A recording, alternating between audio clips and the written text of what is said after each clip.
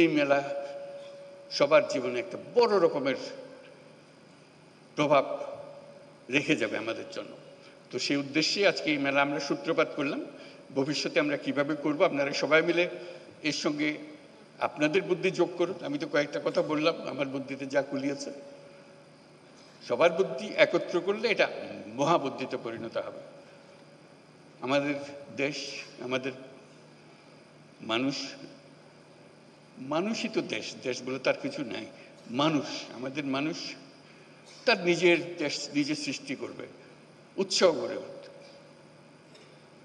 শক্ত হয়ে দাঁড়াবে দুনিয়ার সামনে। দেখো তোমাদের জন্য আমরা কত রকমের উদাহরণ সৃষ্টি করে দিলাম। তো সেটার জন্য আজকে আমরা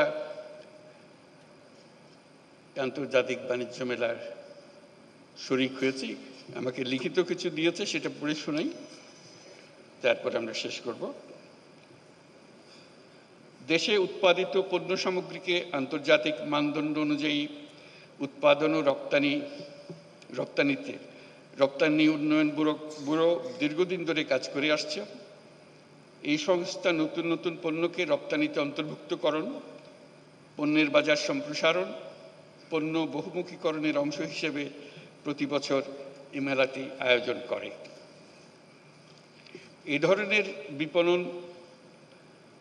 বিপণন প্রসারমূলক কার্যক্রমের ফলে ইতিমধ্যেই আমাদের তৈরি পোশাক বিশ্ববাজারে নেতৃস্থানীয় অবস্থান তৈরি করেছে।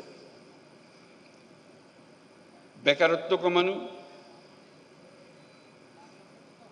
বৈদেশিক মুদ্রা অর্জন এবং দারিদ্র্য কমিয়ে আনার মাধ্যমে রপ্তানি বাণিজ্য দেশের অর্থনীতির ভিতরকে মজবুত করতে বিশেষ ভূমিকা রাখছে। সরকারি পৃষ্ঠপোষকতায় স্থানীয় পণ্যের মান উন্নয়নে সেবা প্রদানকারী সংস্থাগুলোকে আরও শক্তিশালী করা হচ্ছে। রপ্তানি সেবা প্রদানকারী সংস্থাগুলোর সক্ষমতা বৃদ্ধি, আধুনিক ও দ্রুততর সেবা নিশ্চিত করার লক্ষ্যে সংশ্লিষ্ট সংস্থার বিদ্যমান অবস্থা, সমস্যা ও সম্ভাবনা সংক্রান্ত গ্যাপ নিরূপণের জন্য সার্ভে করা হচ্ছে। সকলের সম্মিলিত প্রয়াসে নতুন নতুন পণ্য উদ্ভাবনের মাধ্যমে আমাদের রপ্তানিকে আরও সমৃদ্ধ করতে হবে। পণ্যের পাশাপাশি সেবা খাতে বিনিয়োগ ও রপ্তানি বৃদ্ধির লক্ষ্যে এগিয়ে আসার জন্য আমি আমাদের ব্যবসায়ী মহলকে অনুরোধ জানাচ্ছি। দেশের রপ্তানি পণ্য বহুমুখীকরণের পদক্ষেপ হিসেবে সরকার নানামুখী কর্মসূচি বাস্তবায়ন করে চলেছে। এর মধ্যে রপ্তানিতে অবদান ও সম্ভাবনার বিষয়ে বিবেচনাক্রমে পণ্য খাতকে যথাক্রমে সর্বোচ্চ অগ্রাধিকার খাত, বিশেষ অগ্রাধিকার খাত হিসেবে ঘোষণা করা হয়েছে। এছাড়া রপ্তানি প্রসার ও প্রণোদনামূলক কর্মকাণ্ডকে বেগবান করতে প্রতি বছর একটি পণ্যকে প্রোডাক্ট অব দ্য ইয়ার, বর্ষের সেরা পণ্য হিসেবে ঘোষণা দেওয়া হয়।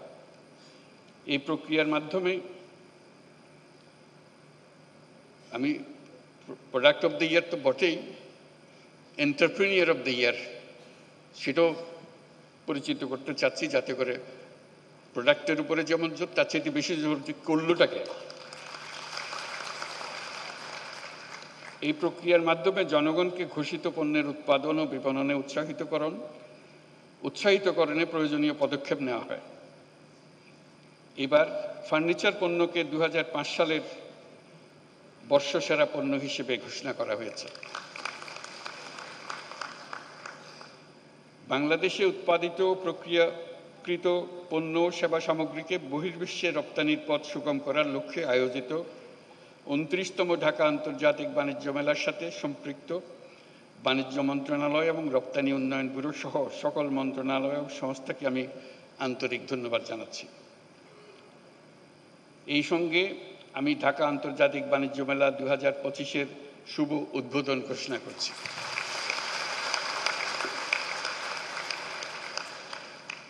ঢাকা আন্তর্জাতিক বাণিজ্য মেলার সঙ্গে সংশ্লিষ্ট সকলকে আমার শুভকামনা। আশা করি এবারের মেলার সার্বিক সাফল্য অর্জন করবে। আপনারা সবাই ভালো থাকবেন। সবাইকে ধন্যবাদ।